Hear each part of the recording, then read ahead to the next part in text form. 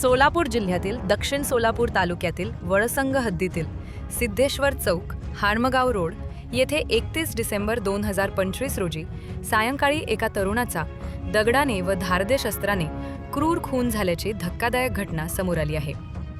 मृत तरुणाचे नाव लक्ष्मण वसंत वाघमारे, वय 32, राहणार सिद्धेश्वर मंदिरजवळ वळसंग सोलापूर असे आहे. मिळालेल्या प्राथमिक माहितीनुसार त्याचा खून त्याच्याच घराशेजारी राहणाऱ्या रविकुमार भीमाशंकर फुटके यांनी केल्याची माहिती आहे. मयत तरुण हा व्यावसायिक ड्रायव्हर म्हणून काम करत होता. घटनेनंतर गंभीर जखमी अवस्थेत असलेल्या लक्ष्मण वाघमारे यांना सोलापूर शासकीय रुग्णालय अर्थात सिव्हिल हॉस्पिटल येथे दाखल करण्यात आले. मात्र डॉक्टरांनी तपासणी केल्यानंतर उपचारापूर्वीचा त्याचा मृत्यू झाल्याचे घोषित केले. या घटनेमुळे वळसंग परिसरात खळबळ उडाली आहे.